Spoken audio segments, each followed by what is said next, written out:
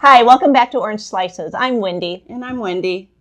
And we are going to talk about the city of Orange. Maybe not.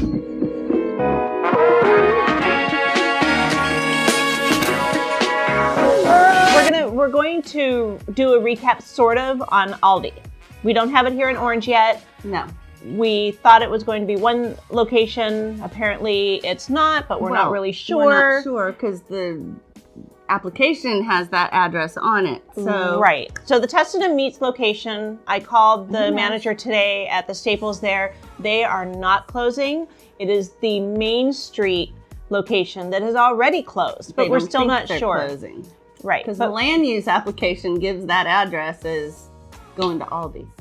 So anyway, confusion. We still don't know which location Aldi will be going to, but we'll just stay tuned.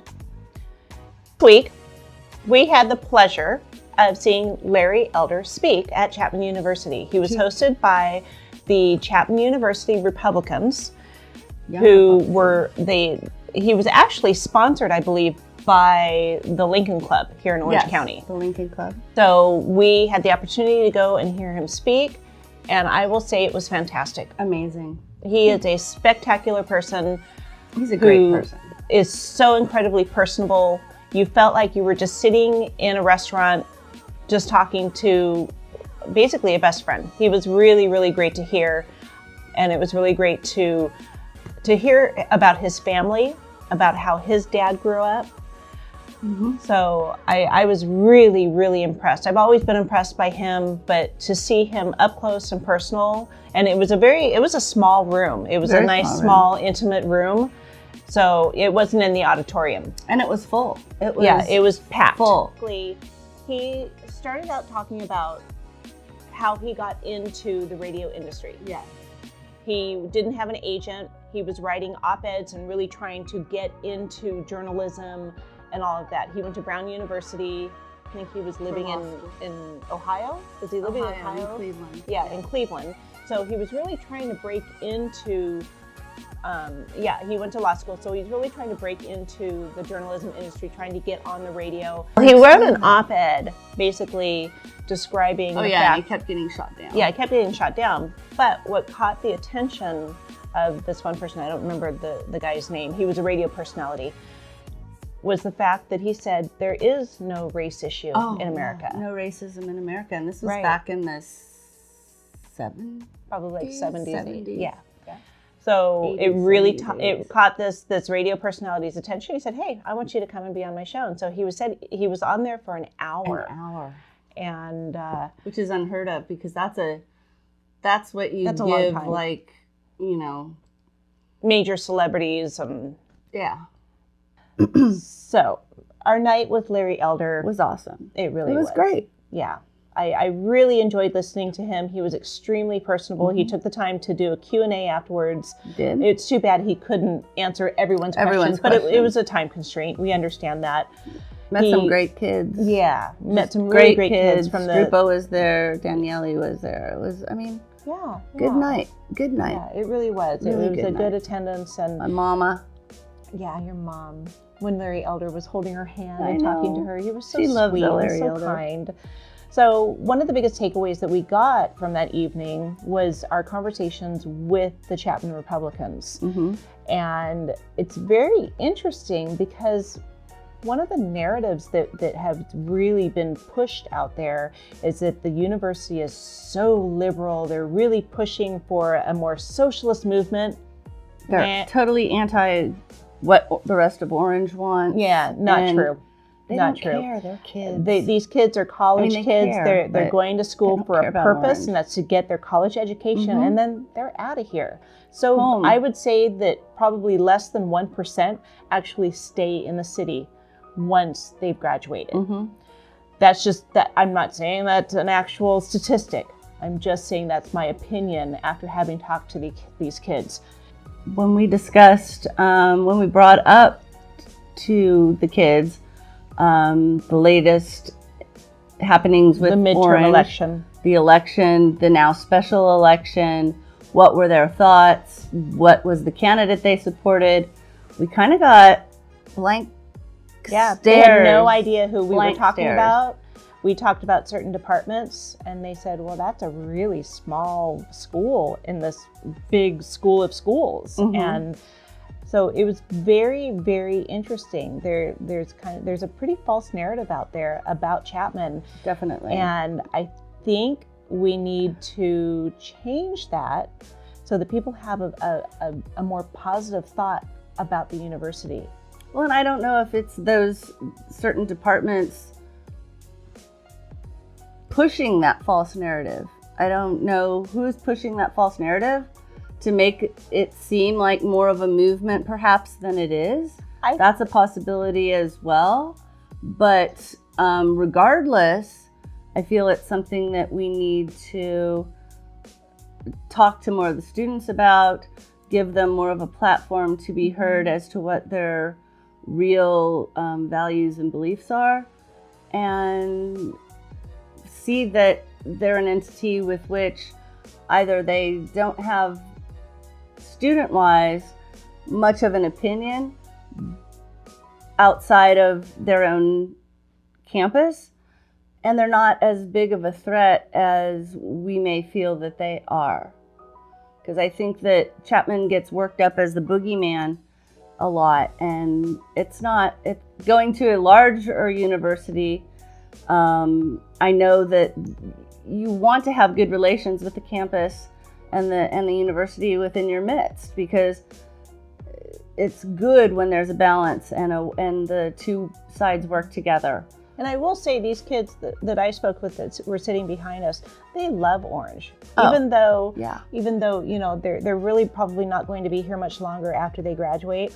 They love the Old Town area. They love going down to the plaza, the circle, whatever you want to call it. Circle.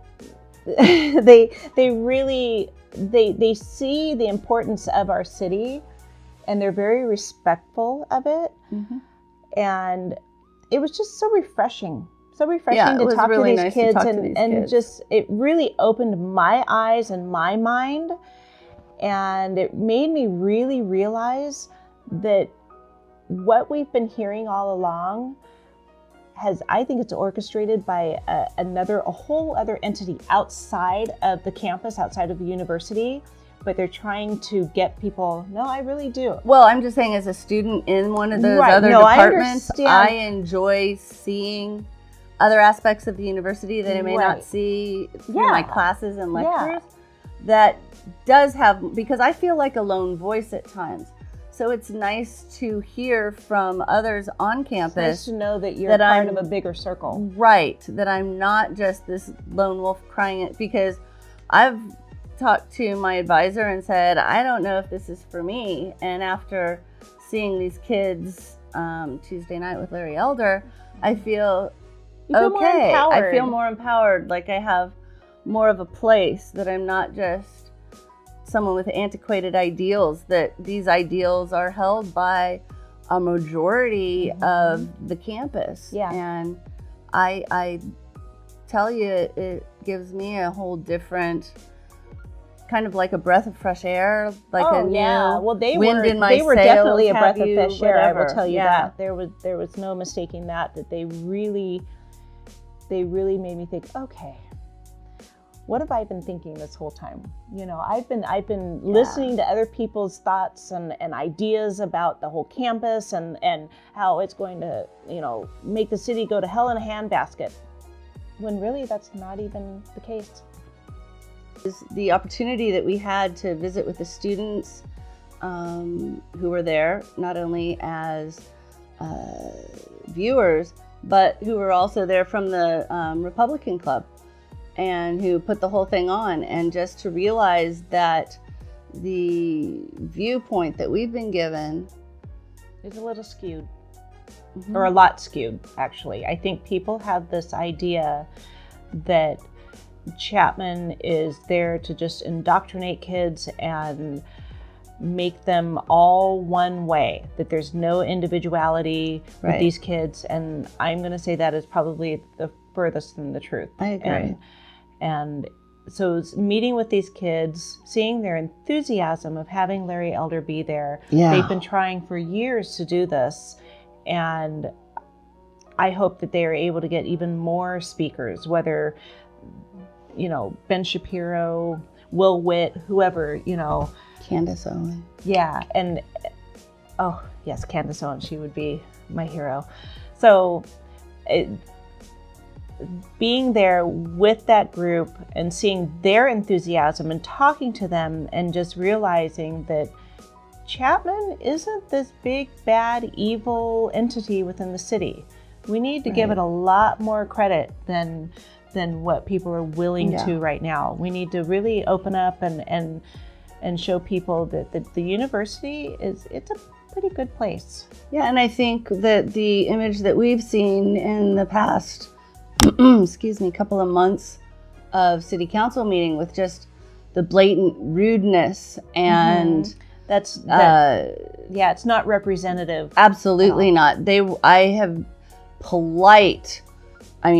way they treated my mom and Mark and a couple of other people who were there, us, everybody. They treated everyone with respect and no condescension, no ugliness. Even the two girls who were there who spoke out with a different opinion were so polite and incredibly so well respectful. spoken.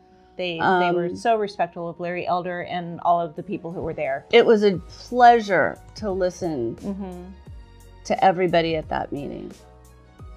Great. Yeah. We really had a great time, and we look forward to meeting with the Republican Club of Chapman. We have talked to them. They would love to meet with us, and we'll do a big interview. So we'll let you guys know when that's going to be and we're excited about where. So if you have any questions for the Chapman Republicans, please send us your questions. So we can incorporate them into our We'd like to include you guys into this. And we want, again, send us any ideas that you'd like us to talk about in any of our shows. Or if we're looking at the camera weird or whatever. Yeah. That's okay. What? So anyway. See, we listen. We listen. Thank you for watching Orange Slices. We appreciate all of you. I'm Wendy. And I'm Wendy. Good night. Have a good week.